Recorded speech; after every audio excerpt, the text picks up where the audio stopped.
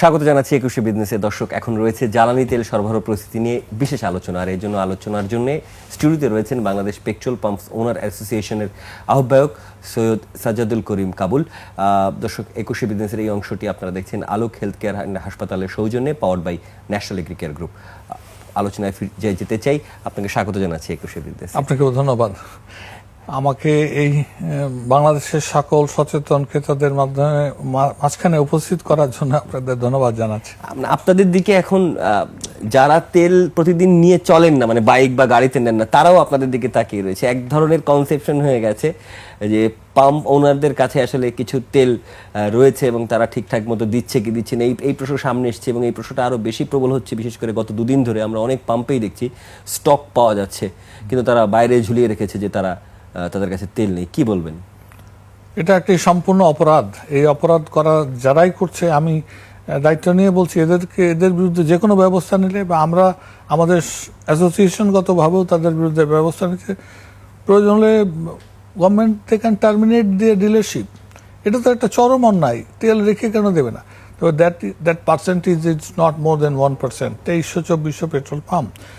আমরা আসলে বর্তমান পরিস্থিতিটা একটু বোঝার চেষ্টা করতে হবে সবাইকে। ঢালাওভাবে পেট্রোল পাম্প মালিকদেরকে দোষারোপ করাটাও ঠিক হচ্ছে না। আর একটা বড় জিনিস হচ্ছে যে গভর্নমেন্টও তার নতুন গভর্নমেন্ট, একদম মানে বাচ্চা গভর্নমেন্ট। এই গভর্নমেন্টের তো সমস্ত কিছু বুঝে নিতেও তো একটা সময়, ওরা চেয়ারে বসার সাথে সাথেই সমস্যার সৃষ্টি হয়ে গেছে। এই জন্যে ইন্টারন্যাশনাল, এটা তো আপনারা সবাই জানেন, এটা একটা বৈদেশিক মুদ্রায় বিদেশ থেকে আমদানি করতে হয়। তার মধ্যে এরকম একটা বড় সমস্যা, ইরানের যুদ্ধ, এবং মেন সোর্সই কিন্তু আমাদের ওই এলাকাগুলি থেকে। এখন আমরা যেভাবে আতঙ্কগ্রস্ত হয়েই হোক, স্বইচ্ছাই হোক, বেইচ্ছাই হোক, যেভাবে তেল কিনছি, হুমড়ে পড়ছি পেট্রোল পাম্পে, তাতে মানুষ যেটা রাস্তা দিয়ে যাচ্ছে সেও বাম দিকে তাকায় দেখতেছে যে এত ভিড় কেন, নিশ্চয়ই একটা কিছু হচ্ছে। এই হুমড়ে খাওয়া পড়া ক্রেতার কারণেই কিন্তু সংকটটা আরও ঘনীভূত হচ্ছে। আমার একান্ত অনুরোধ, আল্লাহর রস্তে, আল্লাহকে না দিলে নিজের দায়িত্বশীল আচরণ করেন। আমরা আমাদের দায়িত্ব থেকে আমরা যথেষ্ট, কারণ আমাদের বর্তমানে 5টা 6টা 7টা মনিটরিং সেল আমাদেরকে মনিটর করছে। প্লাস এখন নতুন করে ট্যাগ অফিসার দিয়েছে, he will supervise total purchase and sale. কার আন্ডারে ট্যাগ অফিসার? ট্যাগ অফিসার প্রশাসনের আন্ডারে। তো এটাও তারাই নমিনেট করে দিয়েছে। এখন সমস্যা হচ্ছে কি, মানুষ, আমাদের দেশের মানুষ শুধু দায়িত্ব আরেকজনের ঘাড়ে দিয়ে আনন্দ পেতে চায় আর নেগেটিভ কথাটা শুনতে চায়। আমরা এই 2300 পেট্রোল পাম্প মালিক, এই 18-19 কোটি মানুষের কাছে কিভাবে জবাব দেব, কিভাবে আমাদের কষ্টের কথা বলবো? আপনি বিশ্বাস করতে পারবেন না, আমাদের পেট্রোল পাম্পের স্টাফরা দিন রাত 24 ঘন্টা, যতক্ষণ ট্যাঙ্কে তেল আছে ততক্ষণ তারা বিক্রি করেই যাচ্ছে। সরকারের নির্দেশনা, তাই আমরাও চাই যে দিয়ে শেষ করুক। এখন ওই যে আপনি বললেন কোথায় যেন মজুদ হয়েছে, এবং এটা যদি সে তেল ট্যাঙ্কে থাকা অবস্থায় বলতে, এটা নিঃসন্দেহে এটা গরিতকর অপরাধ। এই মুহূর্তে আমরা সবাই সরকারকে সহযোগিতা করি, সরকারকে না, দেশকে সহযোগিতা করি, নিজে দায়িত্বশীল আচরণ করি, এবং আমাদের পেট্রোল পাম্প মালিকদেরকে আমরা একদম ক্লিয়ার কাট ইনস্ট্রাকশন দিচ্ছি, it is your responsibility to distribute properly. আর আমরা তেল কোম্পানিকে বলতেছি, আপনার তো একটা জিনিস বুঝতে হবে, তেল, আপনি 1 লক্ষ টাকা বেতন পান, আপনি আপনার মিসেসকে বলেছেন it is your budget, now you decide how you'll operate. তা আমরা এখন তেল কোম্পানি হয়েছে আমাদের অভিভাবক, আমরা হয়েছি ওনাদের স্ত্রীর মতো। তা আমাদেরকে যেভাবে বলছে আমরা ওই বাজেটের মধ্যে চলার চেষ্টা করছি। তা বিষয়টা হচ্ছে কি, বাস্তবতা যদি আমরা কেউ না বুঝতে চাই, শুধু ব্লেম করতে থাকি, প্রবলেম সলভ হবে না। ওকে ভাই, আমি একটু মানে আপনার এই প্রশ্ন থেকে, আপনি যখন বলছিলেন যে মাত্র 2300 মতো পেট্রোল পাম্প 18 কোটি মানুষের দেশে, আসলে সব জবাবদিহিতা আপনার কাছে দেওয়া সম্ভব না। আমরা দেখেছি নড়াইলে খুব বর্বর একটা ঘটনা ঘটেছে। আমি রংপুরে, আমরা গতকাল নিউজ করেছি যে রংপুরে পেট্রোল পাম্পে তেল নাই দেখে এলাকাবাসীর ভয়ে পাম্প থেকে সবাই চলে গেছেন। এই বাস্তবতা আমরা মানছি, কিন্তু আপনি বলছিলেন যে 4-5টা মনিটরিং এর মধ্যে আপনারা রয়েছেন, কিন্তু পেট্রোল পাম্পস ওনার্স অ্যাসোসিয়েশন, তারা কি একটা আমি বলছি না সংবাদ বিজ্ঞপ্তি না হোক, করোনার মতো একটা করে একটা অ্যালার্ম করা মানুষের প্রতি, তারা সেই কাজটি, মানে তাদের পক্ষ থেকে যে আজকে আপনারা ডিপোগুলো থেকে, পদ্মা, মেঘনা, যমুনা, যার থেকে আপনি নেন না কেন, সেই ডিপো থেকে আপনি আসলে কত তেল পেলেন এবং কত ডিস্ট্রিবিউট করলেন, তার কি একটা দৈনিক হিসাব আপনারা দিতে পারতেন কিনা, যেটা জনগণের সামনে আপনাদেরকে আসলে আরেকটু ক্রেডিবল জায়গায় রাখতে পারতো? অত্যন্ত সুন্দর কথা বলেছেন। এটা হলে আরো স্বচ্ছ হতো, মানুষের ভিতরে ধারণাটাও জন্মাতো। মানে পেট্রোল পাম্প মালিকদের এখন এই যে ট্যাগ অফিসার নিয়োগ করেছেন, ওনার দায়িত্ব হলো এটা, এই পাম্পে কি তেল রিসিভ করলো, কি তেল দিব। আর আপনি বলছেন আমাদের সাংগঠনিকভাবে যে আমাদেরকে তো এই বিগত ওই স্কারসিটি শুরু হওয়ার পরে আমরা সবাই ঘুমাই রাত 3টায়, আতঙ্কে থাকি কোন কর্মচারী মারা গেল, না কোন ম্যানেজার মারা গেল, না কোন পাম্পে আগুন ধরে গেল। এই আতঙ্কে থেকে আমরা যেটা মিটিং করে নেব, একটা সিদ্ধান্ত সবাইকে জানাবো, সে সুযোগটুকু পাচ্ছি না। তো আমরা আগামীকালকে একটা প্রেস কনফারেন্স করছি, সমস্ত দেশ জাতির উদ্দেশ্যে আমাদের কিছু কথা আছে আমরা বলবো। আর এখানে কতগুলো মানে ইউনিফর্ম সাজেশন আমাদের পক্ষ থেকে আছে যে পেট্রোল অকটেনটা বিক্রির একটা টাইম ফ্রেম দরকার। এই সারাদিন রাত 24 ঘন্টা পেট্রোল অকটেন বেঁচে যায় না, কারণ রাত্রে দুষ্ট লোকের আগমন বেশি হয় এবং তারা বিশৃঙ্খলা সৃষ্টি করতে পারে, তারা অগ্নিসংযোগের মতো এই করতে পারে। আর আমি একটা জিনিস বুঝি না, আপনি আপনার বাড়িতে 10 লিটার 20 লিটার 30 লিটার পেট্রোল যেটা স্টোর করতেছেন, you are storing a bomb. এটা যদি কোনো রকম দুর্ঘটনা হয়, আপনার পরিবার আপনার এই কয় টাকা লাভের জন্য আপনি সবাইকে ধ্বংস করে ফেলাবেন। এবং কতদিন আসলে একজন বাসায় মানুষ রাখতেও পারবেন না, যে তেলের দাম বাড়েও। হ্যাঁ, আপনি কয় টাকা লাভ করবেন বলেন তো? 100 টাকা তেলের দাম বাড়লো, তাতে কি হবে? কয় টাকা লাভ? 20 লিটার রেখেছেন, আপনি যে টাকা হবে, আর যদি কোনো দুর্ঘটনা হয় যে ক্ষতি হবে, তা আজীবনেও পোষাতে পারবেন না। আমি কালকে আপনারা প্রেস ব্রিফিং এর কথা বলছিলেন, মানে আপনারা মূলত সামনে আনতে চান কি স্টক আপনারা কতটুকু পাচ্ছেন সেই ব্যাপারটা সামনে আনতে চান, নাকি এর বাইরেও কোনো ক্রাইসিস আছে? আমরা টোটালটাই আমরা জানাতে চাই, আমরা কি পাচ্ছি, কি দিচ্ছি, জনগণ কিভাবে নিচ্ছে, এবং পাবলিক রিয়াকশনটা অত্যন্ত নেগেটিভ। এই রিয়াকশনটা আমার এই পেট্রোল পাম্পের এই ক্ষুদ্র কর্মচারী জনবল নিয়ে, যারা প্রতিদিন ধরেন 5,000 লিটার তেল বেচছে, তাকে যদি 25,000 লিটার সেল করতে হয়, কন্টিনিউয়াস তাকে ওই দাঁড়াতে হবে। তারপরে যে ডিসপেন্সারটা দিয়ে তেল দিচ্ছে, সেটারও তো একটা ক্ষমতা আছে, তার মোটর গরম হয়ে লক হয়ে যাচ্ছে। তারপরে মানুষ ধরেন কোনোভাবেই এটাকে মানে বন্ধ রাখার জন্য, ইভেন জুম্মার নামাজ পড়তে যাবে সেই সময়টুকু দিতে রাজি না। তো সার্বিক অবস্থাতে এখানে আমার একটাই কথা, আমরা শুধু অ্যাওয়ারনেস বিল্ড আপ করতে বলছি।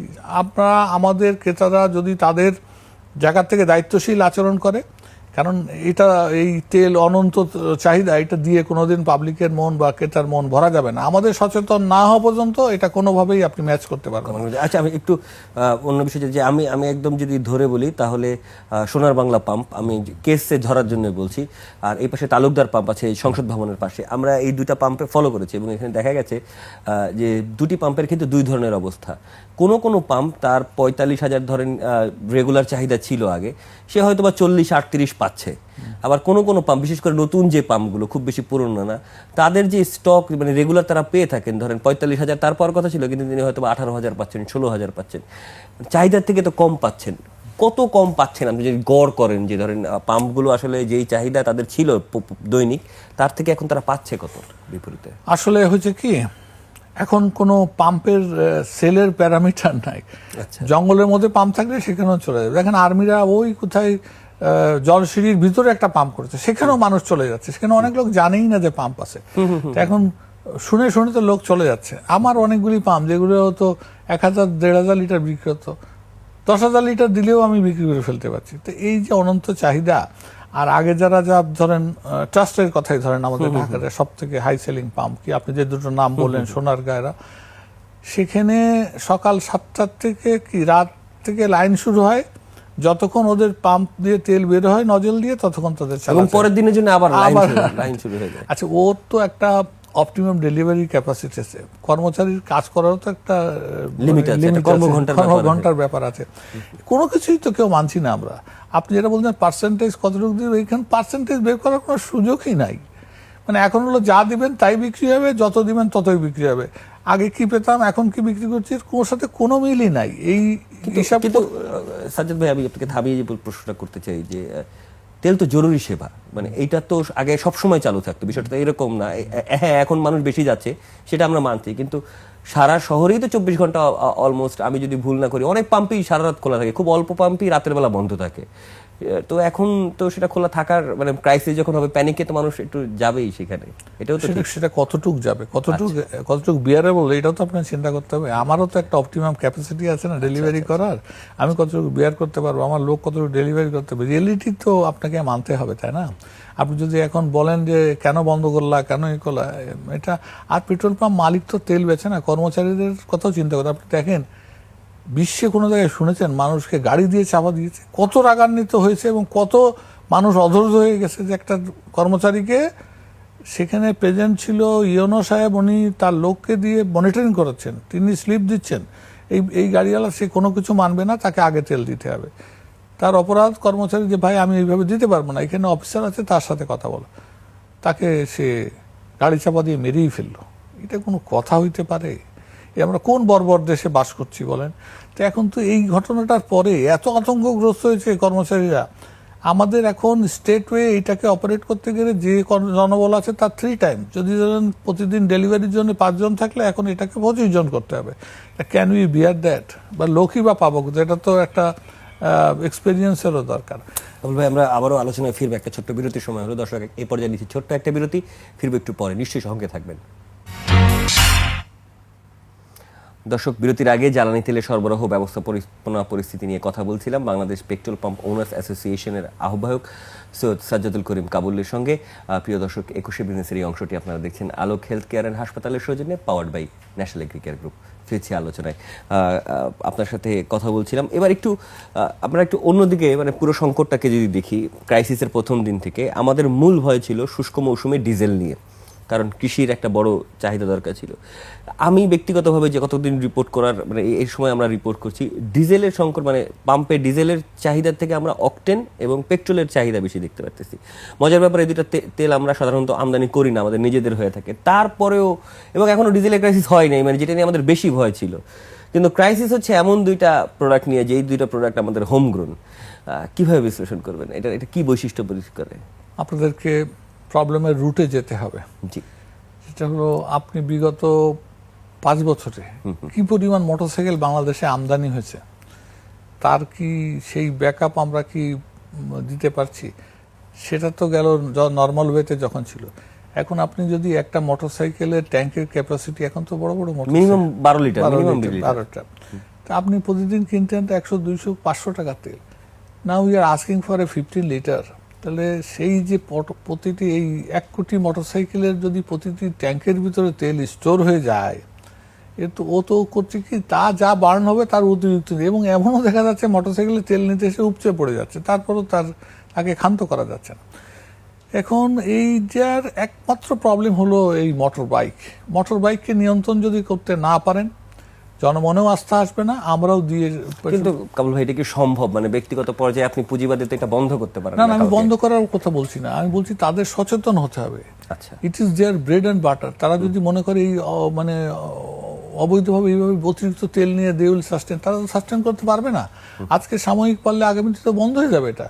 এবং এটা বন্ধ, তেল সরকারের কাছে তেল থাকা অবস্থাও বন্ধ হয়ে যাবে, কারণ আমার কর্মচারীরা তো চাকরি করতে চাচ্ছে না, তাদের তো জীবনটা আগে না। এই সরকারকে ব্লেম দিয়েও লাভ নেই, পেট্রোল পাম্প মালিকদেরকেও ব্লেম দিয়ে লাভ নেই।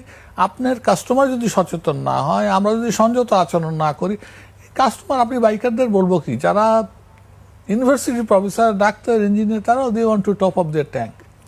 এটা তো আসলে আমাদের কাম্য না। আমাদের সবাইকে সবার জায়গা থেকে দায়িত্বশীল আচরণ করতে হবে। এটা না করলে এই প্রবলেম অ্যাড্রেস করা যাবে না। আর এই যে ঝাঁকে ঝাঁকে মোটরসাইকেল পাম্পে দেখে রাস্তা দিয়ে যে লোকটা যাচ্ছে, সেও কিন্তু আতঙ্কগ্রস্ত হয়ে যাচ্ছে। আপনি চিন্তা করেন, ট্রাস্ট পাম্পের মাথায় এখানে আর মহাখালী পর্যন্ত লাইন হয়, তো সেখানে কিন্তু গাড়ির লাইনও হয়, মানে প্যারালালি গাড়িও লাইন। তো এত গাড়ি কোথা থেকে আসলো? আমরা তো তেল আগেও বিক্রি করছি। এখন তার মানে কি? তার মানে দাঁড়ালো যে তারা আগে যা তেল কিনতো তার থেকে অতিমাত্রায় তেল কিনতো, এবং পার ডে যদি 2 লিটার 3 লিটার খরচ হয়, সেটাও কেউ আর পরের দিন টপ আপ করতে যায়। দেখবেন রাস্তায় গাড়ি কমে গেছে, ওই গাড়ি সব পেট্রোল পাম্পে। আর ঢাকা শহরে যেখানে দেখবেন দাম, তার সামনেই কোনো পেট্রোল পাম্প আছে। এইটা একটা কেমন ব্যাপার হয়ে গেল না? এই সিস্টেম কি ছিল? আমরা যদি সবাই বলি কেন পাম্পের গাড়ি পাম্পওয়ালারা তেল দিতে পারছে না, this situation was never in the country. তো এটা এই একটা মানে কি বলবো, অস্বাভাবিক অবস্থা। সরকার যথেষ্ট আন্তরিক, নতুন সরকার, তার তো পুরো পাইপলাইনের কি সিস্টেম, মানে তেল আনার যে সিস্টেম। আমাদের অর্থনীতিও তো আবার এত স্ট্রং না যেটাকে পারমিট করে না যে লাখ লাখ কোটি কোটি লিটার এনে দিতে হবে। আপনি ছেলেই যদি আপনাকে দিতে থাকে, এটা তো একদম কোর ফরেন কারেন্সি দিয়ে আনতে হয়। প্লাস এত বড় একটা রেস্ট্রিকশন, যেটা দিয়ে মেজর তেল, সস্তায় যে মেজর তেলটা পাওয়া যায়, সেই তেলটা রাস্তা সংকুচিত, বন্ধ। তো এখন এটা তো সবাইকে যদি সেন্সিবল আচরণ না করে, সরকার, আমরা পেট্রোল পাম্প মালিক, কেউ কিন্তু এর থেকে আলটিমেটলি বিপদ ছাড়া আমাদের সামনে কিছু নাই। ভালো কিছু আপনি দেখছেন না। একটু একটু দাম পরিস্থিতি নিয়ে, যে আমরা যখন মাঠ পর্যায়ে থাকি তখন অনেক ক্ষেত্রেই অনেক গ্রাহক মনে করেন যে আসলে দাম বাড়ালে হয়তো বা সরকার দাম বাড়ানোর জন্য পেট্রোল পাম্প, মানে এরকম বলে যে সরকার এবং পেট্রোল পাম্প মিলে তারা আসলে দাম বাড়ানোর জন্য এক ধরনের সংকট তৈরি করা দেখার জন্য চেষ্টা করছে। তো এই যে তারা বলছে, কিন্তু আমি যদি দেখি শ্রীলঙ্কার কথা দেখি, পাকিস্তানের কথা দেখি, সবখানে কিন্তু 350 রুপির উপর চলে গেছে, 400 রুপির কাছাকাছি চলে গেছে। শুধুমাত্র ভারত দামটা ধরে রাখতে পারছে, তার রিজার্ভারও অনেক, বিশাখাপত্তনমে তার অনেক বড় রিজার্ভ আছে। তো আমাদের এইখানে তেলের দাম বৃদ্ধির কি কোনো সুযোগ আপনি দেখেন? এটা ছোট করে জানতে চাইবো, কারণ এরপরে আপনার কাছে আমার একটু কঠিন দুইটা প্রশ্ন আছে। সোজা করে জানতে চাই যে আপনি কি মনে করেন কিনা যে আজকে ক্রুডের দাম 115 হয়ে গেছে, $115 পার ব্যারেল, আপনি মনে করেন কিনা যে দাম বৃদ্ধির একটা শঙ্কা আছে? না, এটা ধরেন গভর্নমেন্ট তো বলছে পার ডে নাকি 167 কোটি টাকা তারা ঘাটতি দিচ্ছে। আমাদের ইকোনমি কি এটা পারমিট করে? করে না। তো যদি না করে তাহলে কি এন্ড অফ দি ডে কত অনেক জিনিস আছে না, natural death, it is going to happen a natural death. হ্যাঁ, আর আমি যদি এখন বলি প্রাইস বাড়ানোর কথা, তা বলছে উনি মনে হয় মজুত করেছেন, উনি এখন প্রাইস বাড়ানোর প্রবক্তা হয়েছেন। You have to understand the reality. Reality হচ্ছে যে মানুষের প্যানিক বাইং বন্ধ করার জন্য দুইটা রাস্তা। একটা হলো এই যে প্যানিক করে যারা তেল কিনে রয়েছে, দাম বাড়ানোর পরে তাদের ওই তেলগুলো মার্কেটে চলে আসলে একদম ড্রাস্টিক্যালি ফল করতে পারে, এটা তো government they can take a strategy. Secondly হয়তো দাম কমাই দিলেও যারা আছে তারা আতঙ্কগ্রস্ত হয়ে তেল বেচে ফেলতে পারে। এখন গভর্নমেন্ট কি সিদ্ধান্ত? তো বাংলাদেশে একমাত্র দেশ যে পুরোটাই সরকার হাতে এটা নিয়ন্ত্রণ, আমদানিটা সরকারের হাতে নিয়ন্ত্রিত। সরকার should take the right decision, যেটা নিলে এই বাস্তবতাকে ওভারকাম করতে পারবে। আর ওই যে মজুদের ভয়তে যারা মনে করতেছে, আমরা যদি এখনই বলি যে তেলের দাম বাড়ানোর কথা, তাহলে বলবে ওরা তো হলো মজুদদার, ওরা তেলের মজুদ করে রেখেছে, এখন বাড়ানোর কথা বলছে। বাট কোর রিয়েলিটি ইজ, এটার ছাড়া কোনো বেঁচে আমি কোনো দ্বিতীয় রাস্তাও দেখছি না। বাড়াবে কি বাড়াবে না পিওরলি গভর্নমেন্ট ডিসিশন। তো কিছু কিছু সময় কিছু কিছু সিদ্ধান্ত তো নিতেই হয়, পজিটিভ সিদ্ধান্ত, যেটা দিয়ে রেস্কিউ করবে। আপনি আজকে বাহবা নিলেন, দুদিন পরে আপনার কিছু থাকলো না, সেই জিনিস খুব। আমি একটু এক লাইন আপনার কাছে জানতে চাই, আপনি কি সরকারের কাছ থেকে এমন কোনো বার্তা পেয়েছেন যে বাংলাদেশ স্ট্র্যাটেজিক ভাবে তার রিজার্ভার বাড়ানোর চিন্তা করছে? মানে আমার সময় একবারে শেষ, এই জন্য আমি জানতে চাই।